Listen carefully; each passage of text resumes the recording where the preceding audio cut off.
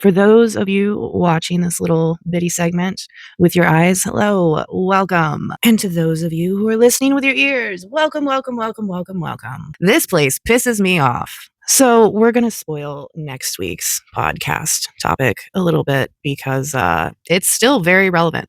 Anyway, so it's food stamps. We're going to go way more in depth with it next week, but I did just want to do like a bam, breaking news, fuck your face, little segment because it is coming up in 2 days news that the President of the United States, once again, for like the third or fourth time in the last 2 months or so, is trying to withhold food stamps. And of course, withhold food stamps from who? Blue states. That's right, those dirty commie liberals who just want things like democracy and due process. Hold on, there's a cat coming over here. We're gonna take a cat break before I launch into exactly why this is absolute and complete and utter bullshit. This is a cat. His name's Nucky. Now that we've had an adorable little break from reality, it's time to unfortunately jump back in. So first and foremost, it is insanely illegal for the president to attempt to withhold food stamps. The money is Congress appropriated on a bipartisan basis specifically for SNAP. It is illegal to withhold this money. The president has no inherent authority to freeze funding that has been enacted into law, and in a rare occurrence for the United States, it is also insanely immoral for anybody to try to withhold food from people who need it. Capitalism has rotted your guys' brains so much that you think anybody who doesn't play by its rules and continue to churn out work hours and missed moments of their life so that a greedy piece of shit sitting at the top can hoard more wealth and more resources. But like I said, we'll get to that on Tuesday. But my taxes, Fonda. My taxes are going to lazy people and illegals. Be nice. I'm finding it. It take you that long to find it? Personally, and I mean, I know I'm in a very small group of people when I say this. I could give a fuck less. I pay taxes too. I would much rather have my taxes go to feed someone or someone's who you consider lazy, while over 70% of recipients of food stamps are people who work and also pay taxes. And the other 30% is people with disabilities and children.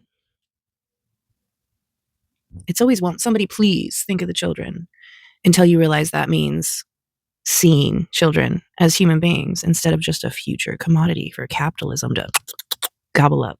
Or someone who you think is a quote unquote illegal, even though people without legal status in the United States of America cannot get food assistance. My ancestors came here very illegally. My ancestors were on the Mayflower, and it doesn't really get any more illegal than that. So when I say I don't give a shit, I genuinely don't give a shit.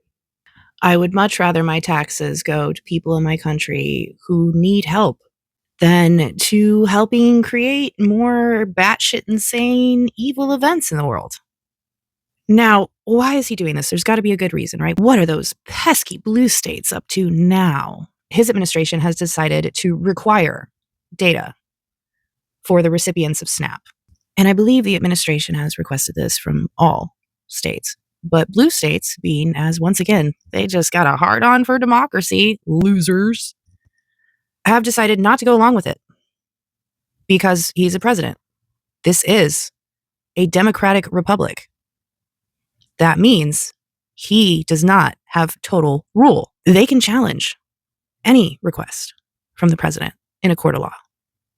And a lot of blue states have decided to do so because what they're doing right now is super fucking illegal. That's right. It's fucking illegal. I just think it's a little darkly humorous that the guy who refused to release his tax returns the first time he was president, who could have cleared his name and released the Epstein files day one of taking office, but has gone to every length imaginable not to, is doing all of this because certain states don't want to give him data on their citizens to make it easier for his goons, not gooners, focus, jingle, jingle, focus, to be able to find and kidnap and disappear these people.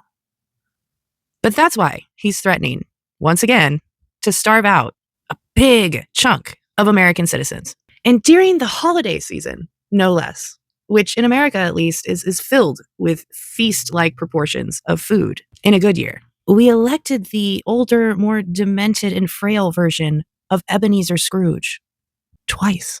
Anyway, I gotta go get to my real job.